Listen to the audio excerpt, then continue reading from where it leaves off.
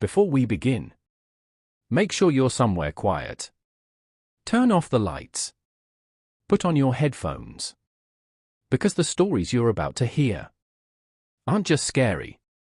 These are the kinds of experiences people don't talk about.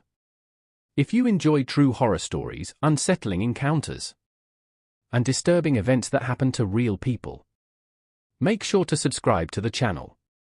Now, let's begin. I used to think people exaggerated how dangerous caving was. I wasn't reckless. I wasn't inexperienced. I didn't ignore safety rules. That's what makes what happened so much worse.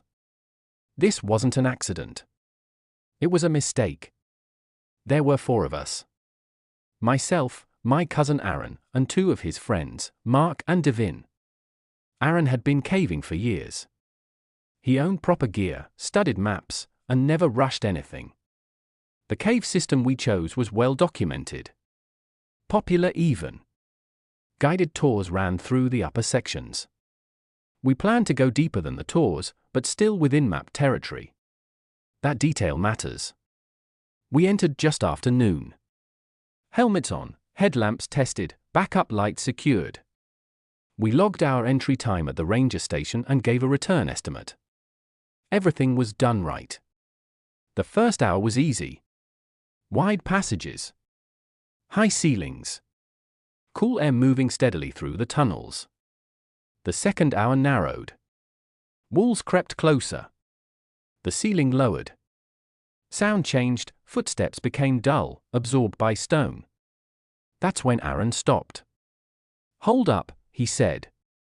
He was staring at a narrow slit in the rock wall. It looked like a crack. Barely wide enough for a person to squeeze through sideways. None of us remembered it from the map. Mark joked, "Shortcut." Aaron shook his head. "This isn't marked." We stood there in silence, our headlamps illuminating raw stone edges that looked unfinished. Sharp. Like something had split the rock recently. Devin leaned closer. "I feel air," he said. He was right. A faint draft was coming from inside the crack. Aaron hesitated longer than I'd ever seen him hesitate before. Finally, he said, "We go in one at a time. If it doesn't open up in 10 feet, we turn back." That was the second mistake. I went third. The passage was tighter than it looked. Rock pressed against my chest and back so hard it forced the air out of my lungs. I had to exhale fully just to move an inch forward. My helmet scraped stone. The sound echoed strangely, as if the cave didn't want noise in there. After about 15 feet, the passage widened suddenly. I dropped down into a small chamber. Aaron and Mark were already there. Devin followed moments later. The chamber wasn't on the map. Smooth walls. Rounded. Almost worn. "There's no way this formed naturally like this," Mark muttered. Aaron was already checking his map. "This shouldn't exist," he said quietly. That's when we heard the sound. A distant clatter. Not dripping water. Not rocks falling. Something metallic, hitting stone. Once. Then silence. We froze. Aaron called out, his voice bouncing strangely. "Hello?" Nothing answered. We should have left. Instead, we followed the sound. The tunnel ahead sloped downward. Gradually at first, then steeper. The air grew colder. Damp. Heavy. Our headlamp started to dim slightly. Not failing, just struggling. We reached a squeeze point. This one was worse. Barely shoulder width. Aaron went first. Then Mark. Then me. Devin was last. Halfway through, I heard Devin breathing hard behind me. Too hard. "I'm stuck," he said. Aaron told him to stay calm. To breathe slowly. To exhale fully. That's when Devin screamed. Not loudly. Not panicked. Just a sudden sharp scream, like pain surprised him. I felt something move, he said. We laughed it off. We shouldn't have. The passage opened into a larger cavern. Our relief was immediate until we realized how wrong it felt. The ceiling was impossibly high. Our headlamps couldn't find it. The floor was uneven, littered with rocks that looked placed rather than fallen. Then we saw the marks. Handprints. Pressed into the stone walls. Not muddy. Not dusty. Indented. Like the rock had been soft. There were dozens of them. Some large. Some small. All facing inward. Toward the center of the cavern.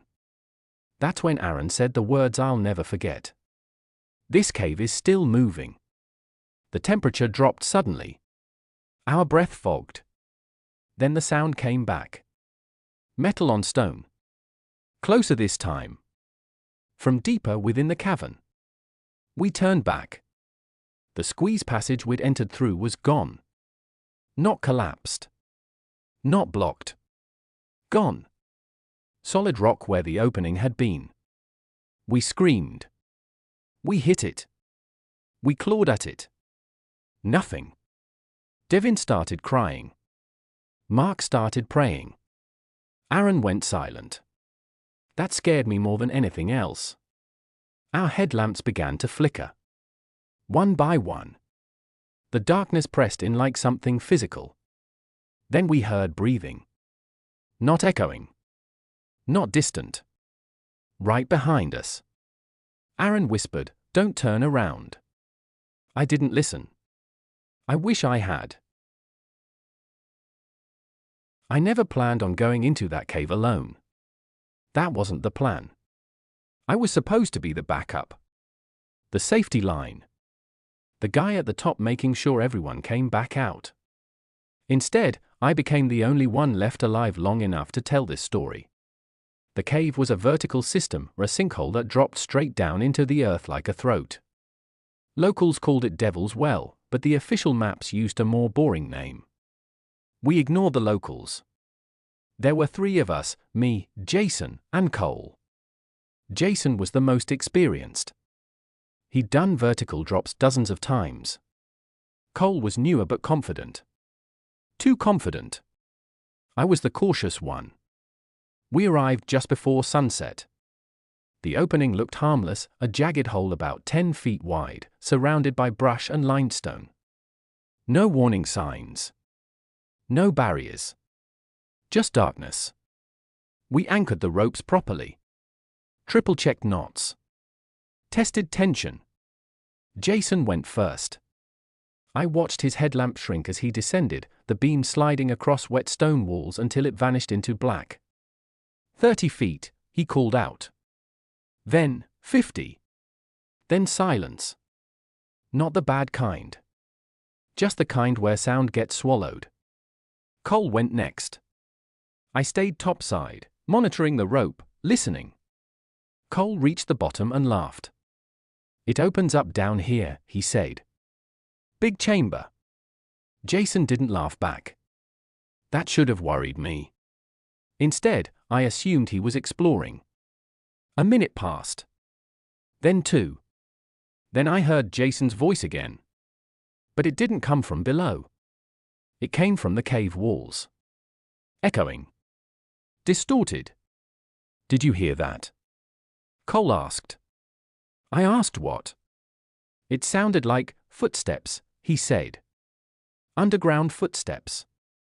Jason finally responded. "Something's wrong," he said. His voice sounded tight. I asked what he meant. "There's another shaft down here," he said. "It's not on the map." I felt my stomach drop. Then Jason said something I still hear in my sleep. "There's a rope already here." Silence followed. Then Cole screamed. Not falling. Not slipping. Screaming like something touched him. I grabbed the rope instinctively, feeling it shake violently. "Pull us up!" Cole yelled. I started hauling. The rope went tight. Then suddenly, light. Too light. The tension vanished. The rope snapped upward slightly in my hands, not broken. Cat. Clean. I stared at the end. Perfectly severed. No fraying. No damage. Just sliced. From below. I shouted their names. Nothing answered. Then I heard breathing. From inside the shaft. Slow. Measured. Too calm. I backed away from the opening. I should have run. Instead, I lowered my backup rope. Because that's what you do when someone might still be alive. I clipped in. And descended. The walls were slick with moisture. My headlamp flickered occasionally, the beam struggling to penetrate the depth. At about 40 feet, I saw something stuck in a crack. Jason's glove. Still clenched. Empty. At the bottom, the chamber opened wide. Huge. Too big for my light to reach the far walls. I found Cole first. Or what was left of him. His helmet was split clean in half. Not crushed. Cat. Jason was sitting against the wall. Alive. Barely. His eyes were wide, unfocused. What did you see? I asked. He didn't answer. I shook him.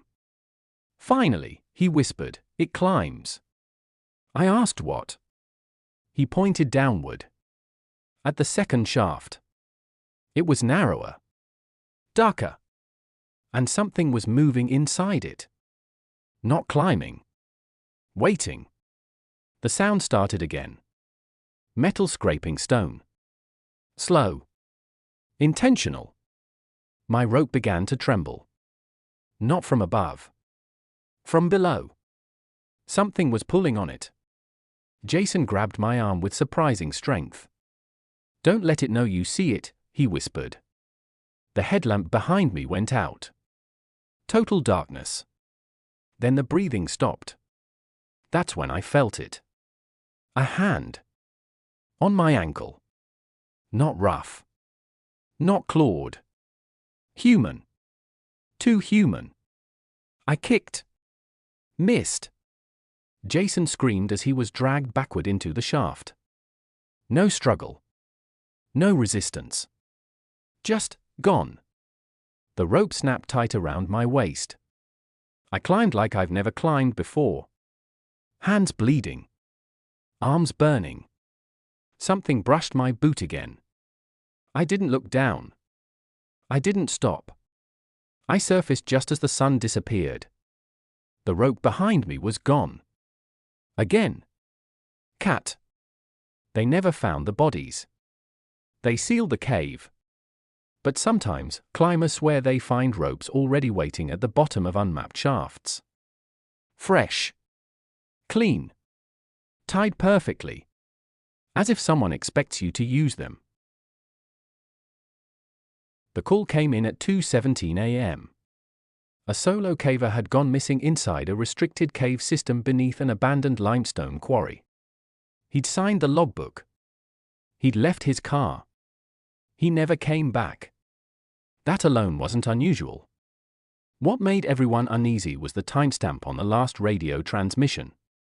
It came 3 days after he was officially declared missing. And it wasn't a distress call. It was him asking if we are close. I was part of the volunteer rescue team. Not law enforcement. Not military. Just people stupid enough to crawl into holes when others don't come out. The cave was called Hollow Crown. It wasn't deep by record standards, but it was complex. Tight squeezes.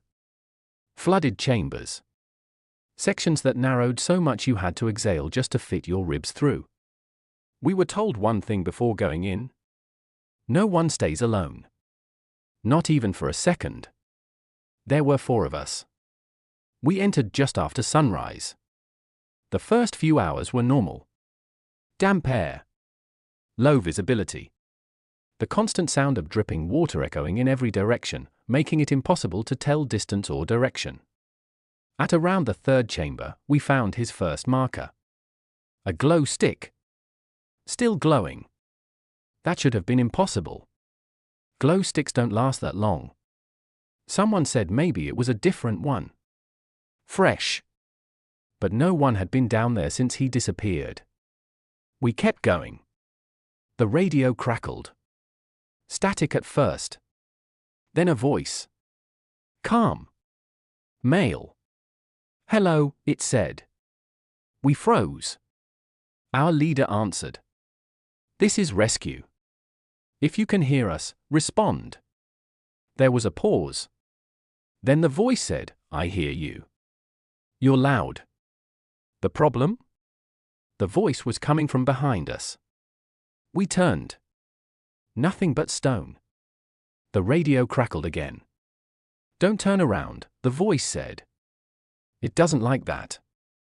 We didn't ask who it was. We kept moving. Deeper.